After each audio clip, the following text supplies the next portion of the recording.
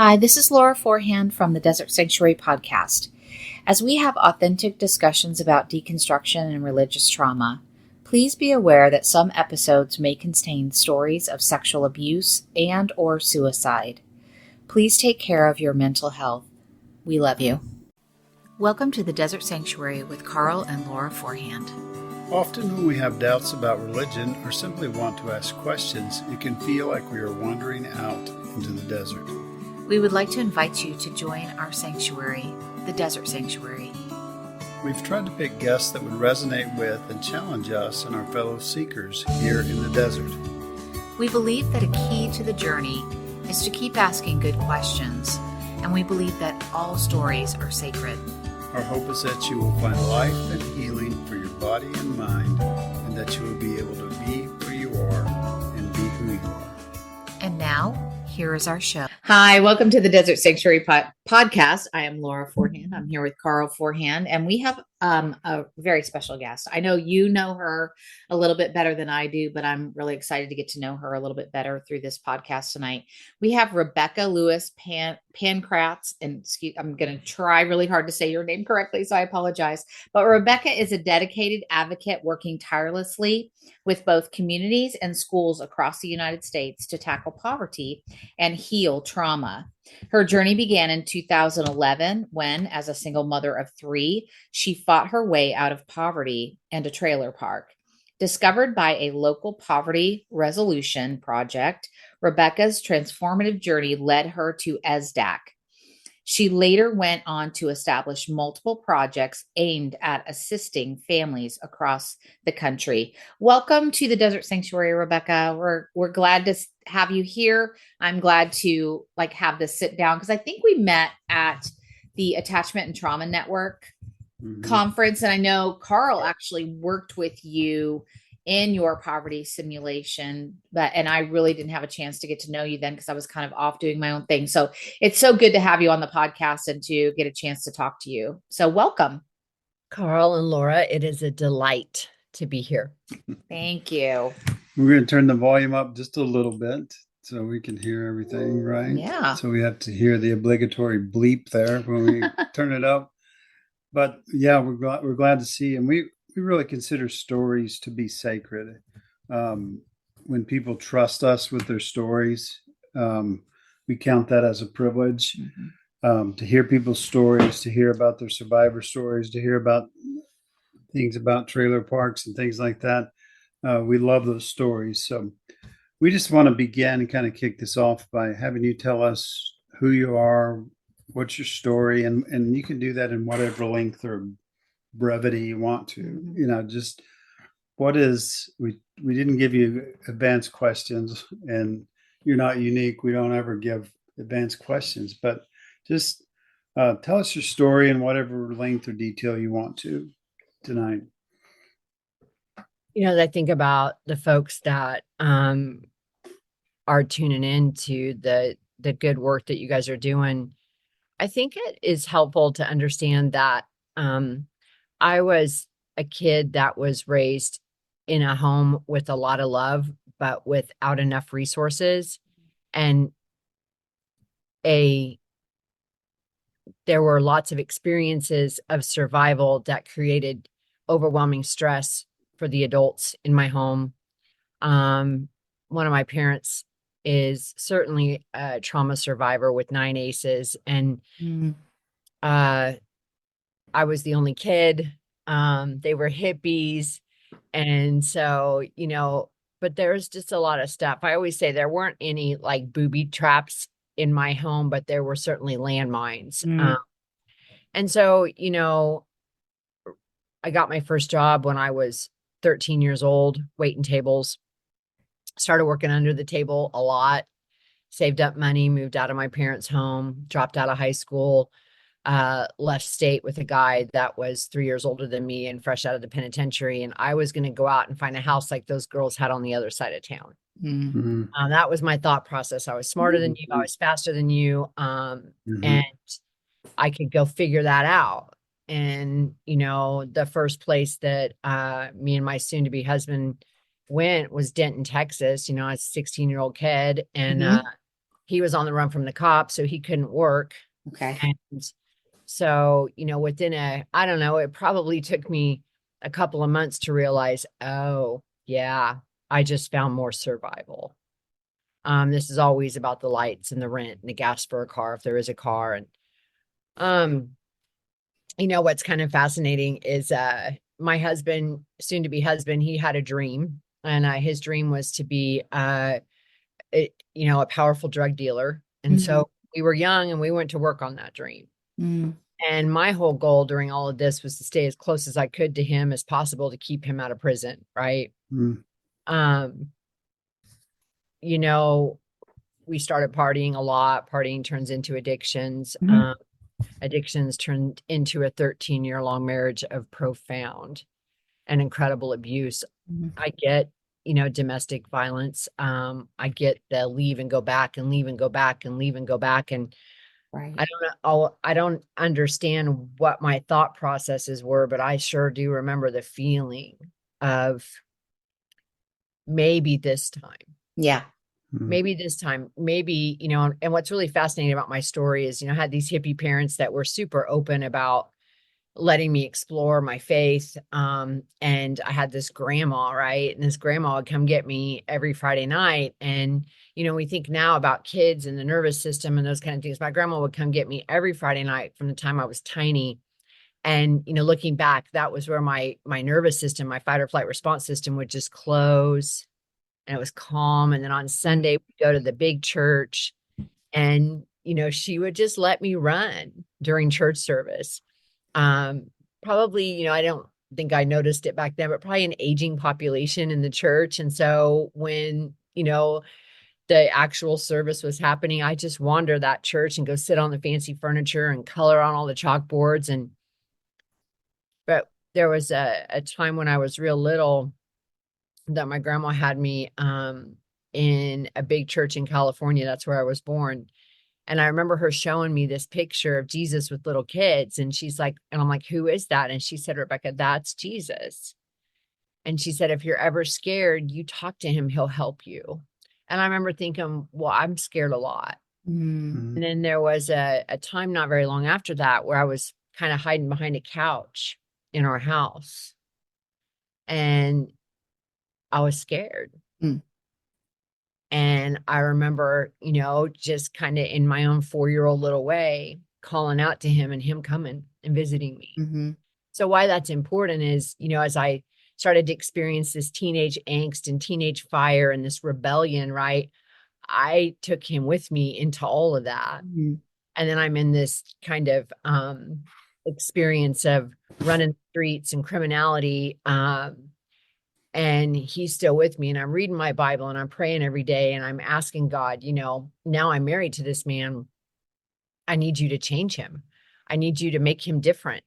Like, you tell me that you'll give me the desire of my heart. This is the desire of my heart. Right. And so I stood on that for a pretty long time. And, the other thought process is, well, I wouldn't say I was a church human, but I really was.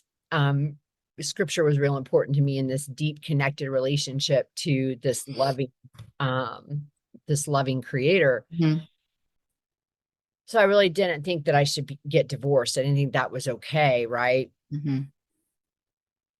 And as the years ticked on, the drugs got harder, the game got scarier. And, towards the end there, I was pretty sure that something really bad might happen if I stayed. And there was a day where I heard from God that I could go. You could go now, Rebecca. And I got a protection from abuse order.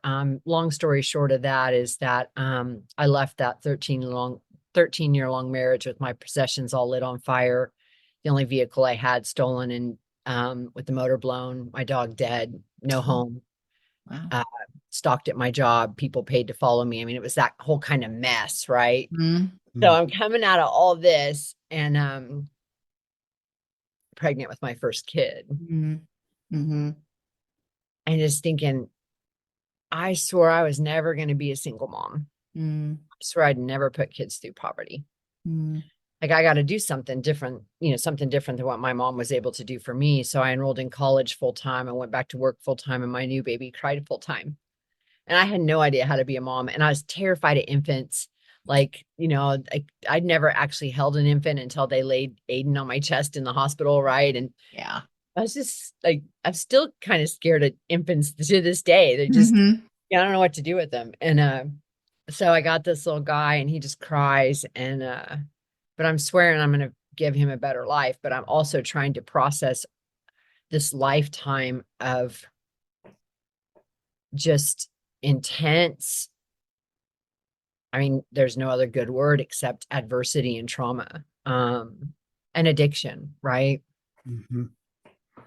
And so fast forward 2 more failed relationships and 2 little boys later, I end up back in the same hidden ghetto that I started out in when I rented my first trailer when I was 15.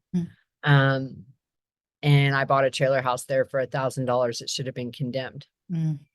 Not safe for kids. Yeah.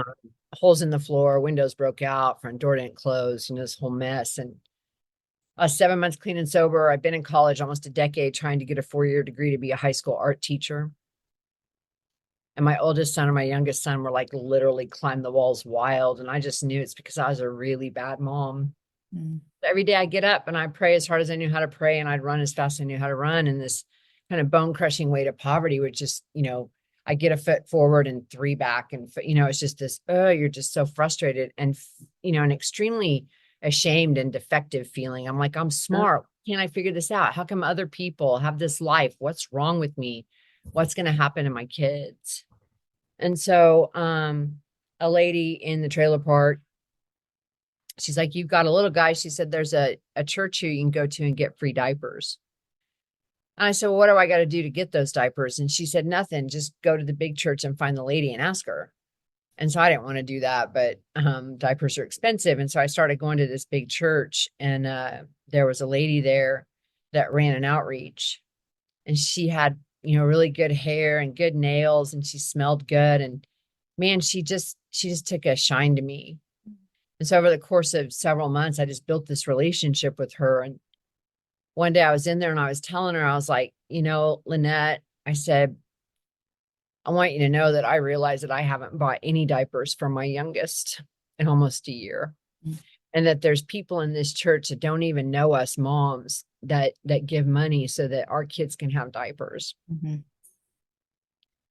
I want you to know that's not lost on me. And I said, I promise when I get through college and I become a teacher, I'm going to come here and give back so that other moms can have this. And I had tears in my eyes, and that kind of tears up. And she just lovingly shakes her head and points to a flyer that says something about a class to get out of poverty. And my first thought was like, what are these people going to teach me about getting out of poverty that I'm not already doing? And the next thought was, man, I've got so many diapers from Lynette. I probably better sign up for whatever she wants me to sign up for. And she said, oh yeah. She said, it'll be great. She said, you come on a Thursday night and there's a family style meal. The kids go to childcare and the adults go to class. And she said, and there's all these middle-class people there for support. And in my mind, I'm thinking, that sounds horrifying. Like, why would I want to do that? But out of this debt that I felt like I owed Lynette, I showed up that first night with my 3 little boys in tow. And, my kids had such extreme meltdowns that we didn't go to McDonald's together. We didn't go to Walmart. We didn't know how to be in public together safely. And Laura, as a public school educator, you understand, some of the real struggles that I'm talking about. Absolutely.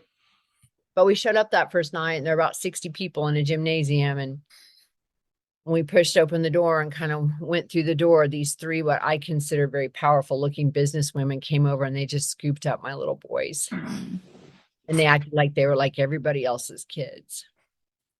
And we sat down and had dinner, and then they took me and about 8 other parents into a room, and they said, hey, here's the deal.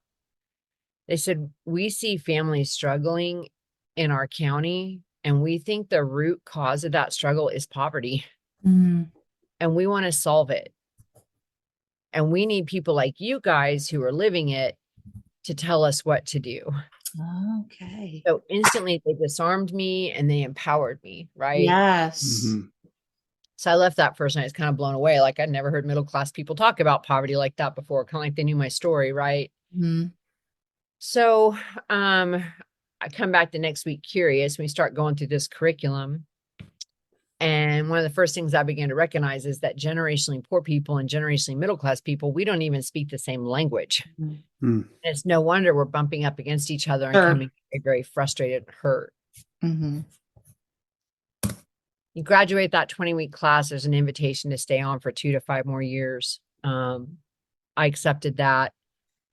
But while all this was happening, I'm still in the trailer park, and my oldest son and my youngest son are taking over the elementary building. They're flipping desks, they're running out of classrooms. And this was, gosh, 13 years ago. So there weren't a whole lot of kids in the building at that time that were doing that. Teachers Mhm. were like, "Rebecca, we don't know what this is, but we're going to Right. out together." And Mhm.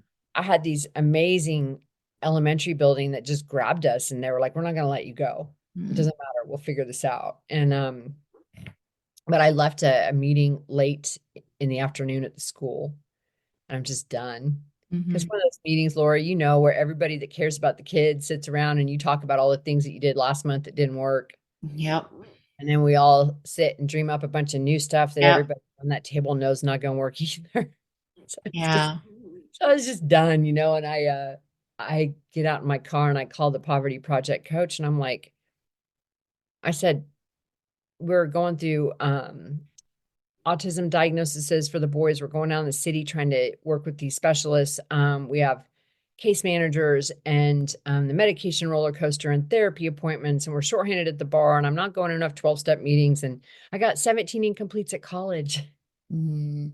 Like, I got to take a step back from college. I can't take this. I Mhm. am melting down. And that Poverty Project coach, her name was Amanda, she got real quiet, and I heard her take a deep breath. And she said, "Absolutely not, Rebecca." She said, "You're going to go talk to your professors. You're going to work something out, because if you do take a step back from college, this is never going to stop happening to you." Mhm. And I hung up the phone, and then I said a few choice words. Like, she didn't get it. This is how dare she? She's never had to live my life. She doesn't know Yeah. what I'm through. How dare she tell me that? Mhm. But with her help and the help of my middle class friend, Michelle, I cleaned up all those incompletes that semester and was the first person in my family to ever watch stage with a 4-year degree. That's Mm. awesome. Not very long after that, that lady took a position. So there was a job opening at the Poverty Project. So I prayed and I applied, and they hired me. And I always ask people, "Why do you think they hired me?" And they're like, "Because you had the experience." I'm like, "No, because nobody else applied." Mm. So I think God kind of has a funny way of pigeonholing places. So from 2012 to 2017, I got to be a part of building the largest, most successful poverty project like that in the country, getting more families completely out of financial poverty than any other project had ever done across the United States, Wow.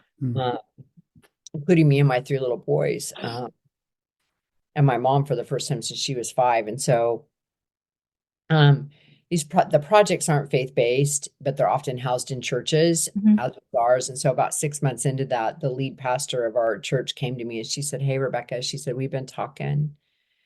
She said, "We'd like to hire you to be our outreach coordinator." So all of a sudden, I was the lady with the diaper ministry and the benevolent fund and the food pantry. Mhm. First day I go to Walmart to buy these diapers, is the first time I'd ever held a credit card. I was Oh, 37 wow. years old. Yeah.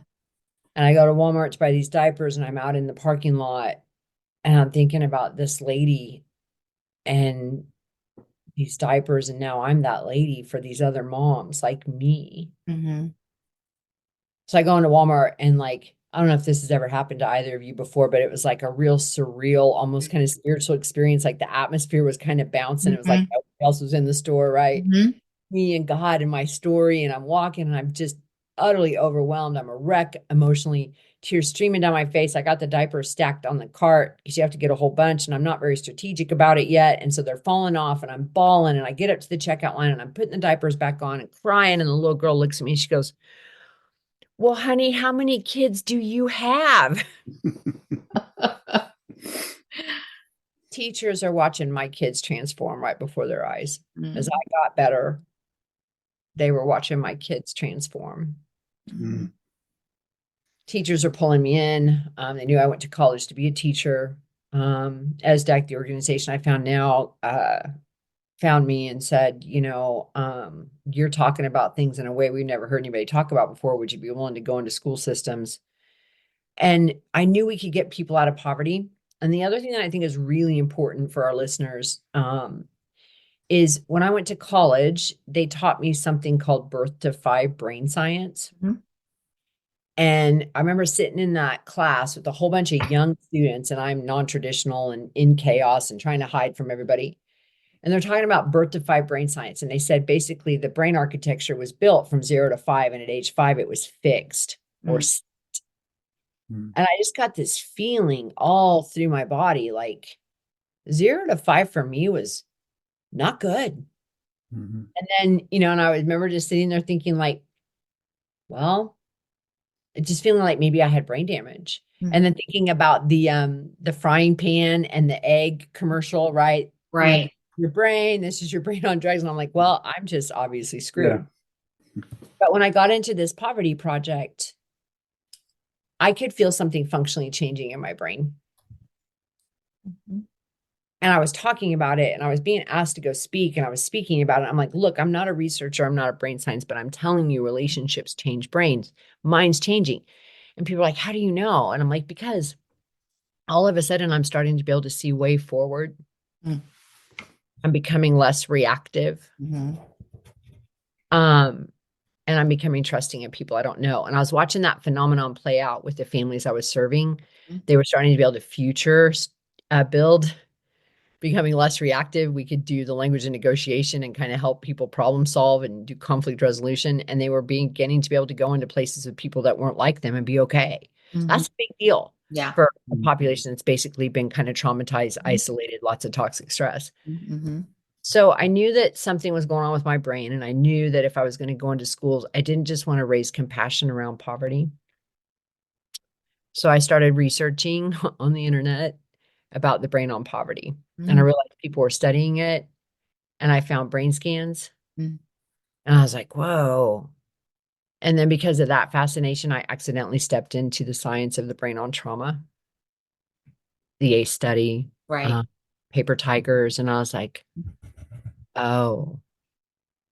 And then because of that, like I accidentally stepped into what's called the science of resilience. And I realized our birth to 5 brain science was wrong. Mm-hmm.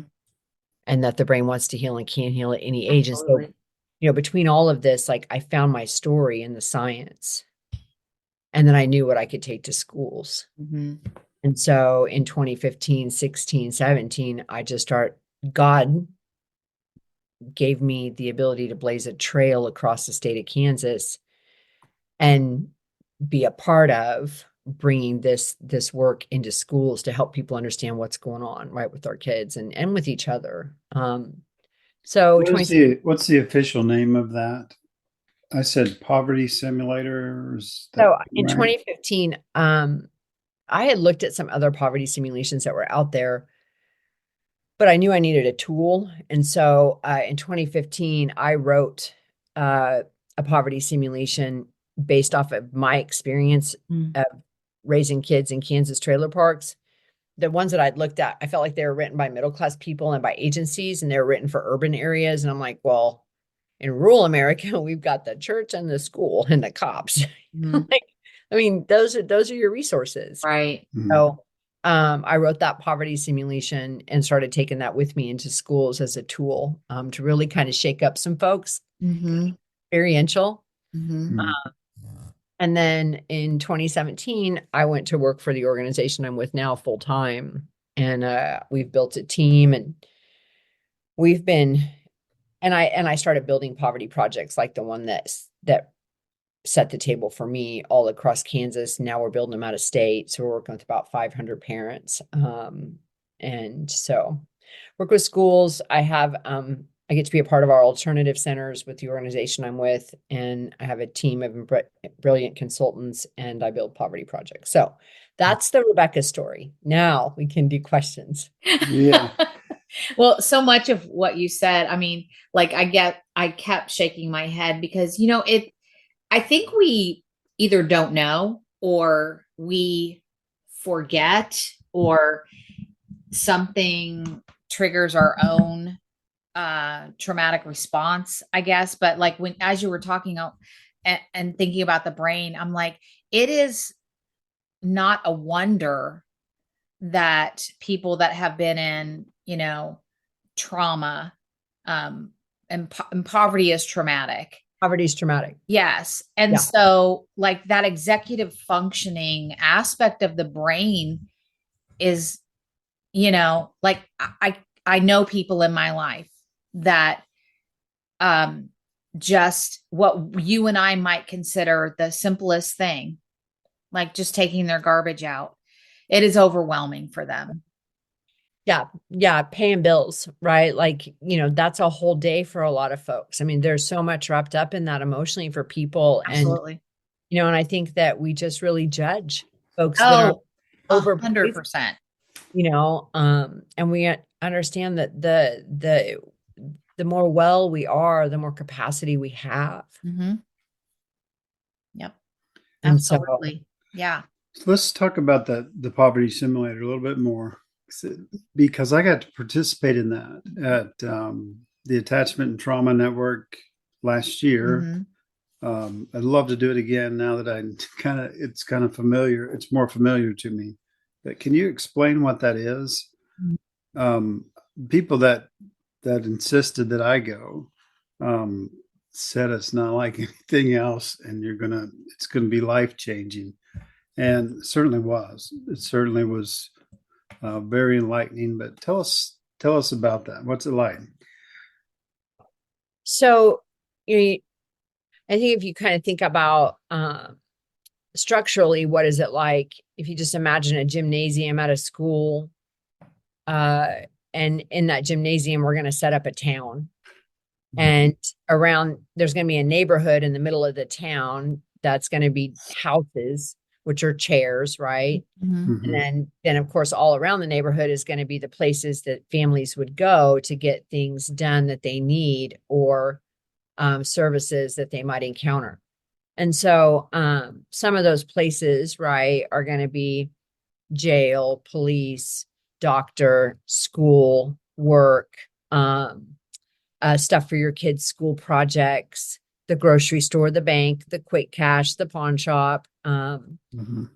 And so it really is set up to be an experience of surviving 1 month of poverty, which is simulated in 4 15-minute weeks.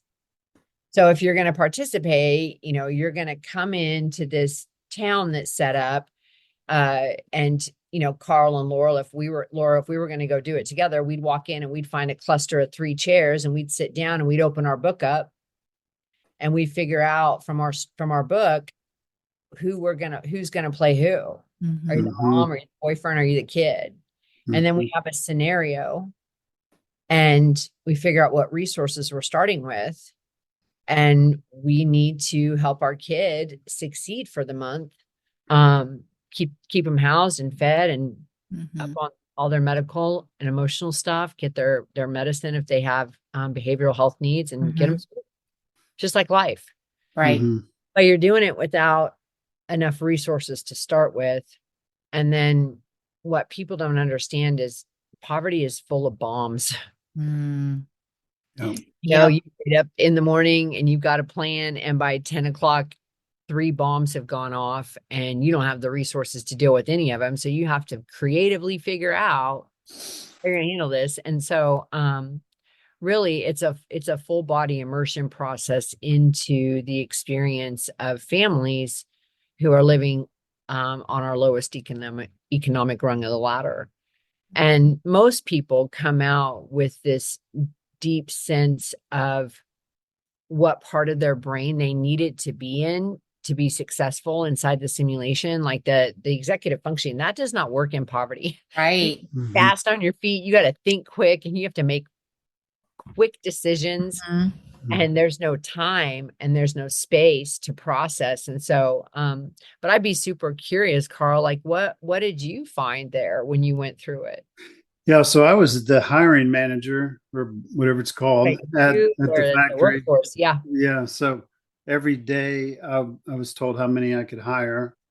And usually there were at least 3 times that many coming for a job.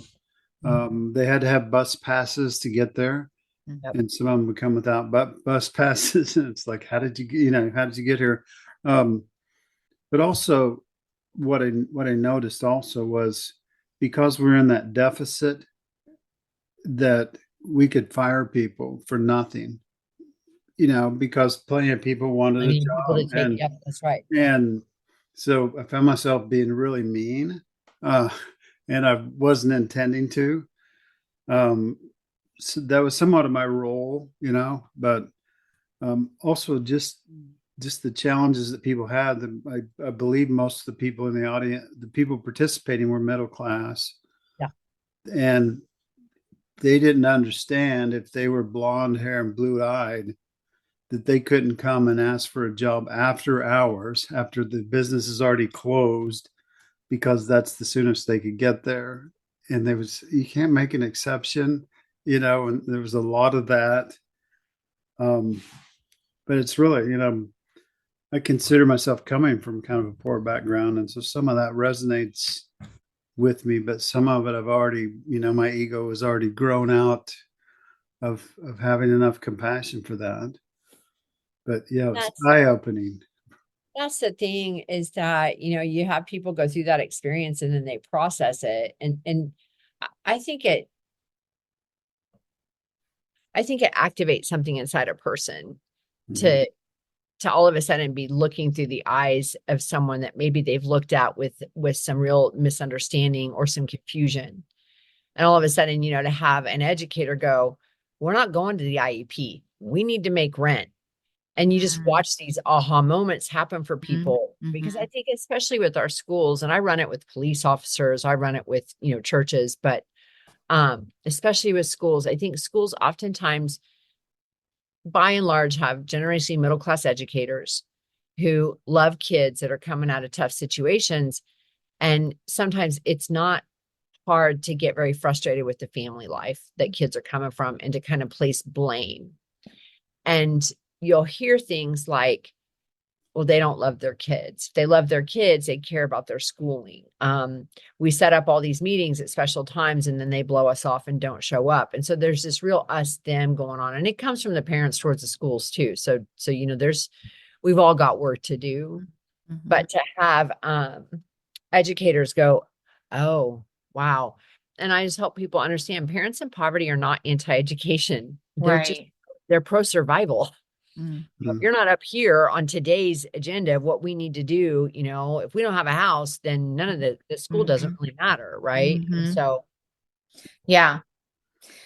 I mean, and unfortunately I do see that. I've worked in 3 different school districts, and I have seen that. And I hear that, for lack of a better, word, it's talk around the water cooler. And it is very, judgmental, and we don't know. One of the big things, I'm part of a care team and a trauma cohort at my particular district that I'm at now. And, we talk a lot about, how we cannot control what's happening at home. But we can, control things in our classroom. But I want you to talk a little bit about that, because as I say it, I'm still thinking, but we have kids that are coming in that,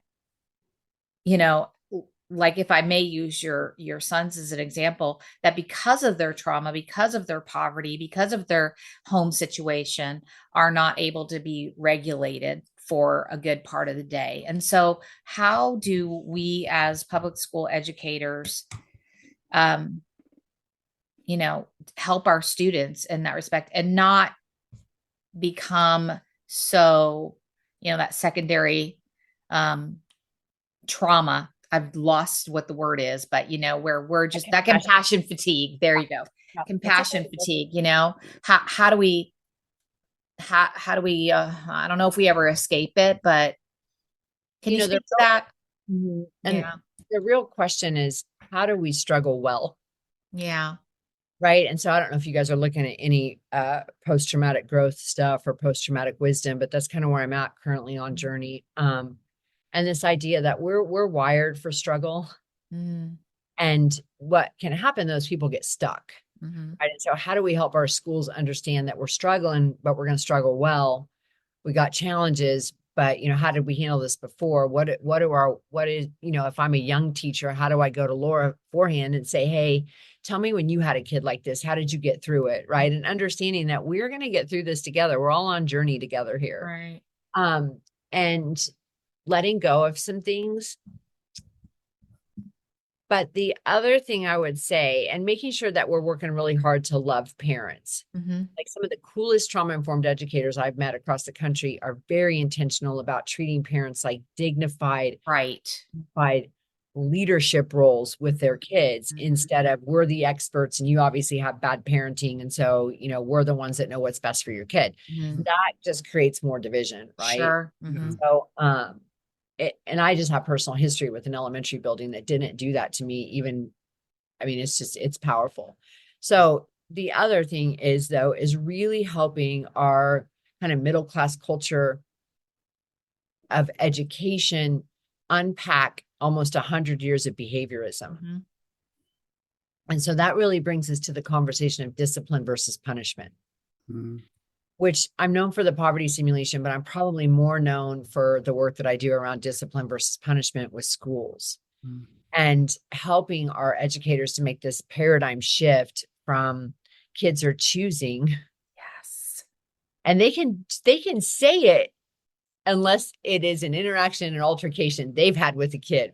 They can say kids aren't choosing, they're in a different part of their brain. We get it, unless it's been an altercation with them and then in a different part of their brain. Mm-hmm. The kid obviously was too. So I do a lot of gentle but intentionally direct work with adults around discipline versus punishment. And some of the things that we just have to acknowledge up front is that there's some real benefits to punishment. Mm-hmm. Punishment's fast. Yeah. Mm-hmm. Punishment works on a bunch of kids. Mm-hmm. But then the other thing we have to acknowledge is that there's 13 to 7% of kids unburdened by data. This is my experience. 13 to 7% of the kids in our building, when we use the traditional punishment practices on them, it makes them worse. Yeah. And those are the 7 to 13% that are running our buildings. Mm-hmm. So, are we willing to take a look at some of our punitive practices and explore what discipline looks like? Because I do believe, Laura, that we also have to get away from this idea that we just let kids from hard places run the building. Yeah. Destroy classrooms, Mm-hmm. harm staff, harm other kids, without there being some real intentional disciplining and cleanup and restoration, right? Mm-hmm. And so helping schools to really kind of let go of some long-held belief systems about pain being good for kids. Yeah. Mm. That is yeah. Carl and I were just talking about that. That is that old school. I call it old school, way of kind of the discipline. We're still seeing a lot of that, I feel like. And, for this unchurched person, me, and I have a church that I adore, but I just wouldn't call myself a church person. So I don't have any of that kind of junk that some people come with. Sure. But I know my dad's voice. I know God's voice. Mm. And he is a loving creator. Mm-hmm. He never talks bad to me. He never condemns me. He has disciplined me before. Mm-hmm. He never talks bad about his other kids to me. Mm-hmm. You know what I mean? And so it's this deep, anchored, attached relationship where I am open to correction because I know it's good for me. Mm-hmm. Mm. And so, some of the stuff that we really have to wrestle is in our faith communities too, because there's this kind of punishment, behaviorism, Mm-hmm. theology out there. Mm-hmm. Most of us were raised around it, if not in it. Mm-hmm. some people were trained to do it. Yeah. And so, I always ask people, about 100 years ago, we had Skinner and we had Pavlov and some of these other guys, right? That were Yep. really where, we were under a different paradigm before that. And then they came in, and that paradigm kind of started to take root in the psyches of our society. And there's always like some core beliefs at the bottom of a paradigm. Mm-hmm. At the bottom of that paradigm, the core belief, one of them is that all behavior is a form of choice. Mm-hmm. Mm-hmm. So if you did it, you chose it. Mm-hmm. Mm-hmm. Therefore, we can use reward or pain to get you to choose different. Right. You do it enough times, the rat will stop hitting, right? And so we've brought that into our public education, into a lot of our systems work, into our criminal justice system. And what we now know, because Pavlov and Skinner and those guys, they didn't have brain scans. They didn't understand. All they had was external kind of controlled studies they could do. Now we understand that when we put a human brain in pain, it activates something inside of them. Mm-hmm. And if they have had that happen a lot, the ability for them to get up here and use cause and effect is not as strong. Right. And so you are not going to be able to use pain to change behavior with the brain that's in pain. Mm-hmm. Yeah. Your other kids who have some more access to up here, it will oftentimes get a behavior change. But I think punishment often teaches our kids to lie. Yep. Yeah. Fake and not be their authentic selves because they want to be seen as the good kids. Yeah. And so they're not going to adults for help. They don't learn conflict resolution. They don't learn how to be honest and authentic and advocate for themselves. And so there's a whole lot to the restorative work that schools. Right. Yeah. And in deconstruction circles, we talk about either being retributive or restorative. And if we back that up, just like you were here, we back that up to God. It was our base view of God for 2,000 years. Even though Jesus was restorative, but we kept that retributive view of God, and that must be how He wants me to be. That if I can correct things, and like you said, it's very effective because it's immediate. You get immediate response, but you also do damage. Yeah. You also don't really solve the problem and don't change the behavior, right? Shame and fear. Yeah. Right. These are excellent tools to use on human beings. And I don't say that in where they get results. Get results. That's right.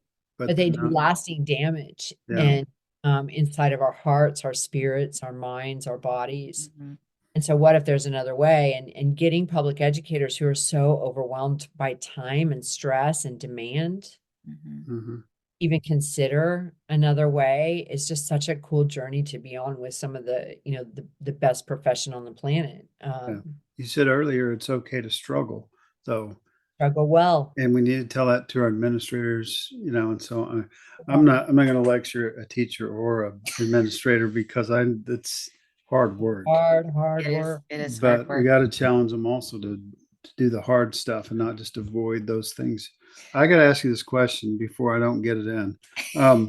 The thing that from the poverty simulator that I remembered the most was at the end, you said, for middle class people, currency is, for lower class people, currency is. Can you fill in the blanks with those? I thought that was really relevant.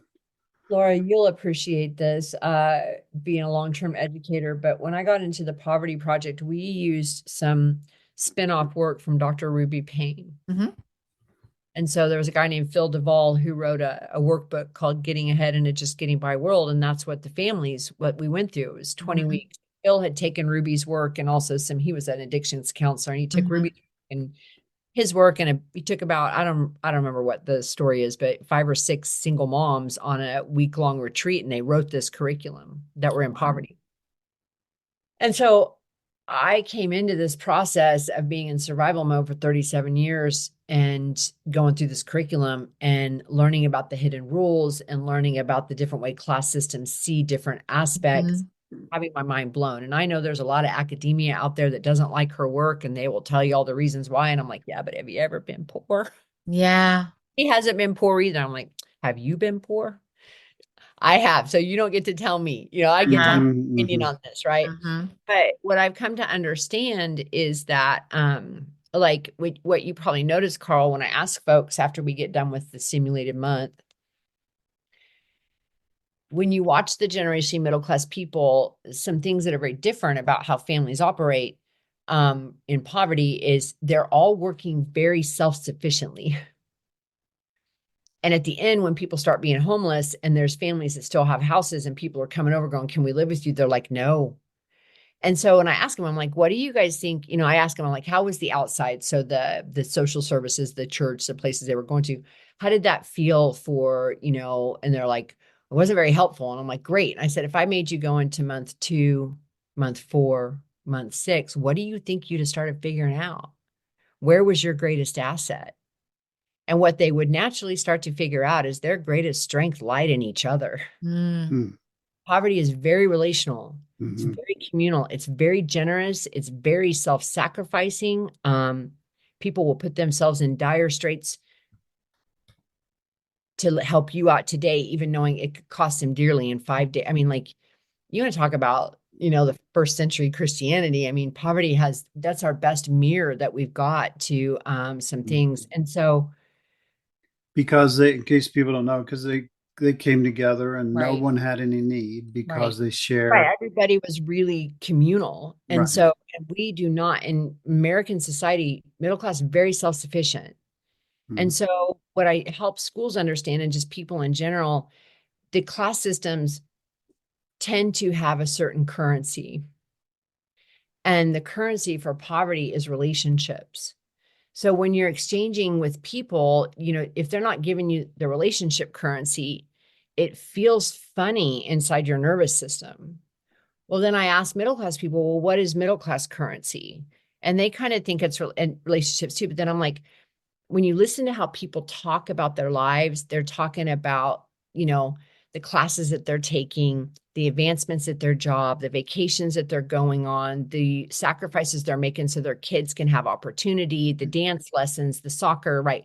They're having this experience. It's all about achievement. Their relationships are set.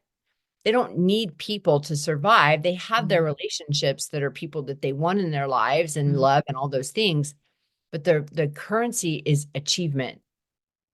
The currency for poverty is relationships. And I always ask folks, I'm like, which do you think schools are wired on?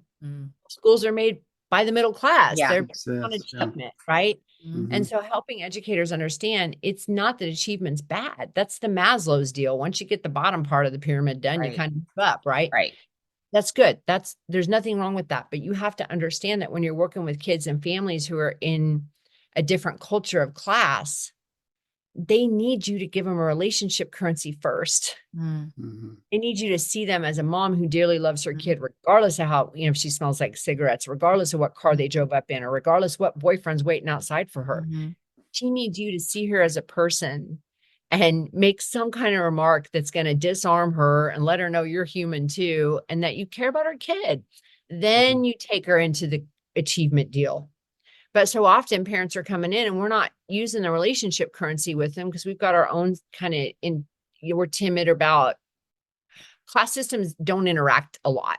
And so they feel funky when they're kind of trying to build bridges. And so, I mean, understanding the relationship currency, a little tiny bit of it is going to go a long way when we're spending time in space together. I remember you saying, if you want to get little Johnny to do something in a poor environment, you talk to his grandmother.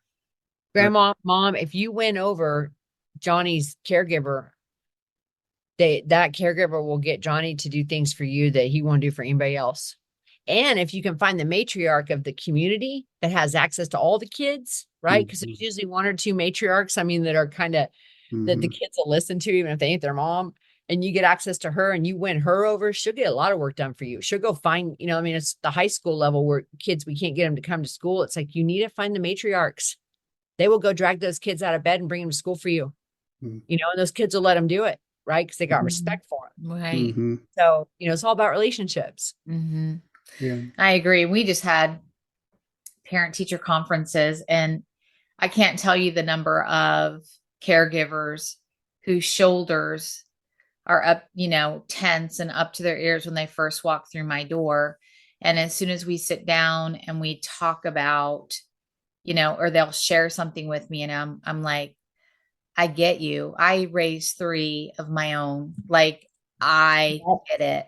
I get them, when they get in trouble. Our son, and he freely admits it. Our son, I would get the pat on the shoulder from my principal and go, the high school principal needs you in his office right now. Your son's in there, so it's like, as soon as I'm able to do that and just say, listen, we're not here I'm not here to bash your child. Your child is, I love your child, and your child, they're all children. But once they know, like, listen, I've been through some stuff too, and I'm here for you. It's like, you can just see their shoulders relax, and it's like, okay. Their nervous system just kind of like, oh, I don't need to be afraid. Yep. Say I'm okay. Yep. Like I'm not here to judge you as a mom, as a dad, as a grandma or grandpa. And like, so when you say that currency is relationship, like that, that's so powerful. How can we help minimize? I don't want to say remove, because I don't know that that's necessarily possible, but how can we minimize the shame around poverty? Because here's the deal. We live in a small rural community, and, we would consider ourselves middle class, nothing super special, but there are pockets of poverty where we live, right? I have kids in my class, and there's kids in our schools, and we have several schools around us where, so how do we help minimize the shame around poverty? Because when I was listening to you, I heard you say, and I know you're about to answer already, but you've said you felt defective. Yeah. And to me, that's shame. That right? was heartbreaking. That was heartbreaking when I heard that, because not in the same light, but I know what that feels like, to feel rejected and not worthy, not enough. And so how do we help minimize the shame around that? I've seen that happen in a community. I watch it happen. So the thing that I would just offer you is there's a ton of Rebeccas running around our town. Yeah. Our poverty project in the town I live in now has been going since 2011. And 2 of us now serve on the school board. And when there's community meetings and we need to figure out challenges, our town, like the leadership in our town is like, wait a minute, we need some single moms here. We need some people whose kids might not be doing well in school. And so they're looking for us as important and vital voices and collaborators at the table. And so, part of the shame is the ostracism. Sure. Yeah. And who's ostracizing us? We walk into churches, and I'm not bashing churches. Please no. But by and large, for the most part, churches are a middle-class experience. Sure. And we go to church sometimes in our most broken hours. And, there's almost this sense of, we're glad you're here, and we're going to help you get better by becoming like us. Yeah. Instead of, we're glad you're here, you are amazing, and we can't wait to learn and grow with you and from you. Yeah. That's a way different. That's so powerful. Yeah. That's a way different approach. And so, how do we get those parents that are super smart and with it. And you can see it. They're fierce mamas. How do we pull them in to whatever we got going on as a system and begin to elevate them as leaders? Yeah. We had a person of color. We've had several people of color, but African-American lady that spoke to us about trauma. And she said 80% of Black people are usually Christian, but Black churches are not like white churches. They are a community center. There's social justice headquarters. There's a lot more going on there than church. And churches general, the statistics say about 90 to 95% of their money goes to salaries, buildings, keeping that thing running. And then a little bit goes to some social justice issues, some poverty issues, but usually we just send money. We learned so much, and I cut you off. I'm sorry. No. And so when I would think, when I think about the few interactions I've had with Black congregations, they're about freedom. You walk in there on Sunday and it's about freedom. I mean, right. And we in it. And I think when I think about some of our not all, but some of our kind of white church experiences, it tends to be more about purity. And this pursuit of finally being clean enough, good enough, pure enough, which is just, I'm sorry, it's just asinine when you sit and think. Yeah. Yeah, you're going to say humans it's bullshit. We're God's kids. I always tell people, God doesn't have any grandchildren. None of us are growing up to the point where we're going to get some kind of stat, like God has no grandchildren. We're just messy kids down here. Yeah. And so, I just think, but I think the church is starting to wake up. I think that people are starting to ask bigger questions. And so that's exciting to see. It's painful, right? As folks are kind of coming out and, I think and I'm not talking about the revival of kind of our thinking process about these big revivals that were happening, but I think there's some breakthrough happening in new ways, in unexpected places. I mean, and this quietly happening back here in the backdrop with, so yeah. Yeah. So can you tell us quickly what is, how to do it quickly, what is trauma? What's your definition? Because I think there's a lot of people out there that start hearing trauma-informed and need to find a trauma-informed counselor, and schools are talking about being trauma-informed and trauma-inclusive and all the things.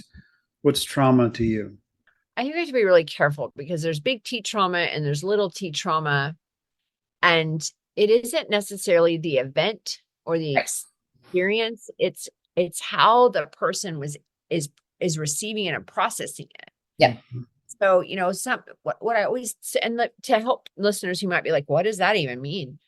So I don't know if you've ever known somebody in your life that they had a house fire as a kid. And when they talk about, they're like, oh yeah, our house burned down once. And it's like, no big deal. And then you have someone who is 30 years past this house fire. But when they talk about it, it's almost like they're reliving it. They bring it up on sometimes they can kind of get hijacked by things like that. There's still a sense of extreme loss and stuckness to the house fire. So I want you to think about these two different humans. Is it possible that the human that's like, oh yeah, we had a house fire once, had parents that were resourced and capable of buffering them and saying, getting them out of there and saying, this is going to be okay. Like we got this. And so it was just an event that happened. They were sheltered and buffered from it. Right. And then you have this other person that perhaps had a parent that had some type of illness. And so they were already struggling and there was already things going on. And that house fire meant extreme loss. Maybe there was, a separation out of the house fire. And the kid was exposed to all of it. It wasn't the house fire. Right. It was the ability to cope. And the resources and buffers you have around your nervous system bad things happen to people. Mm-hmm. That's called life. Mm-hmm. But do people have access to human beings, resources, and skill sets so that they can struggle well when bad things happen? Or do people have to try and survive and cope without the support systems and resources that they need and remain in a stuck state of overactivation?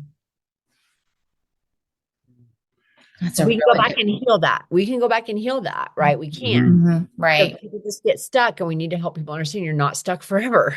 Mm-hmm. Like, Yeah. let's process through this. Let's understand there's something called post-traumatic growth, right? And so we are not our trauma. Mm-hmm. We are not our trauma. And I also want to be really careful in helping people make sure that we're not creating this victim culture, Sure. Mm-hmm. right? Because if I'm a victim, then that just labels me in a new way. Mm-hmm.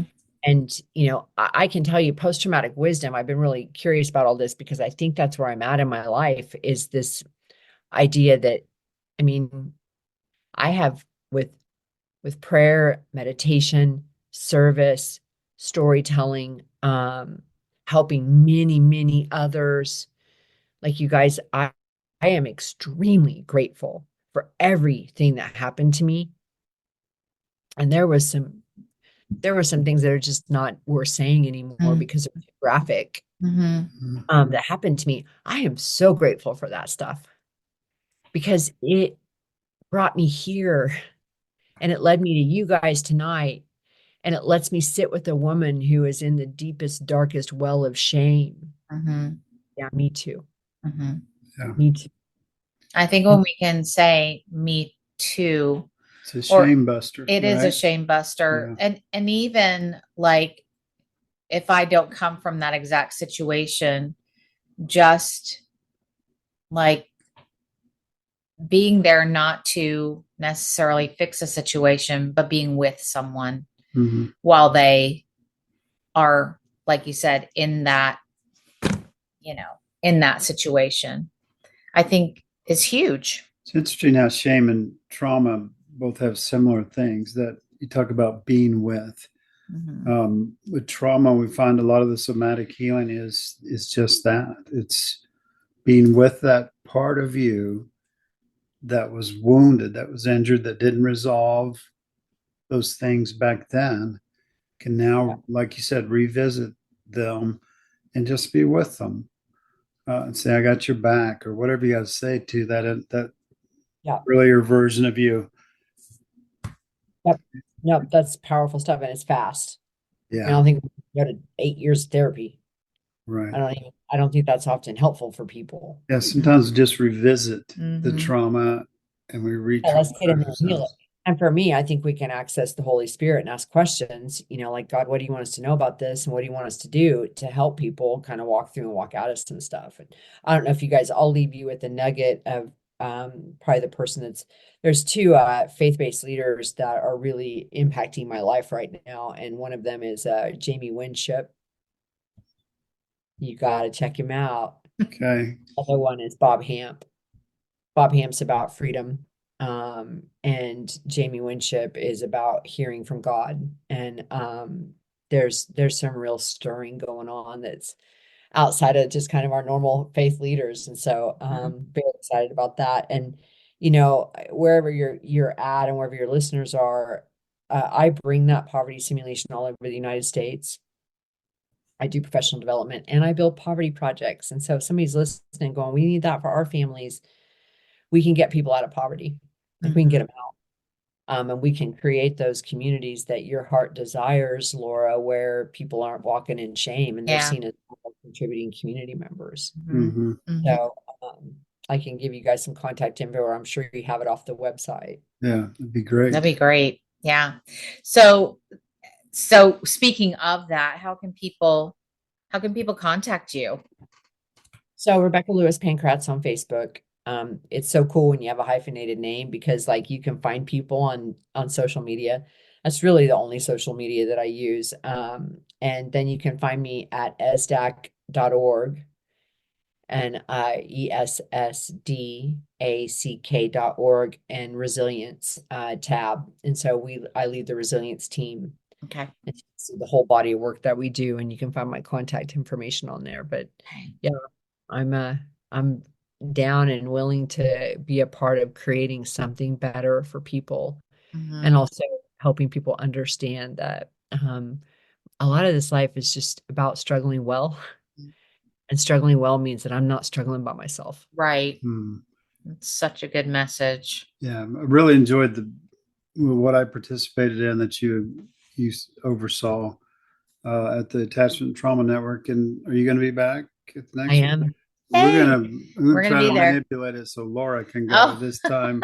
I'm supposed to be supporting. I'm looking for helpers. They're like, Rebecca, you got to find some helpers. And so if you guys know some helpers that I can probably wrangle up, that'd be great. Yeah, so we can work on that for sure. Yeah.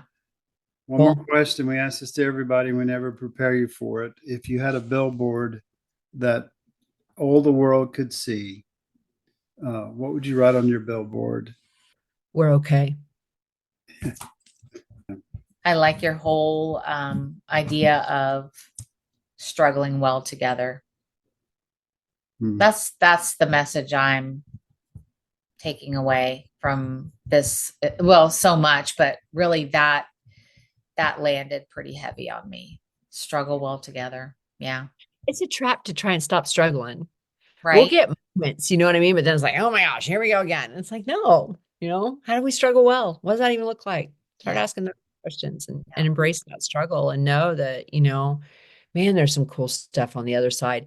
And then you have those plateaus after you struggle well and you have new insight and you're spiritually awake. And then boom, you hit another level of struggle. It's like, but there's every one of my most profound spiritual awakenings has come from pain.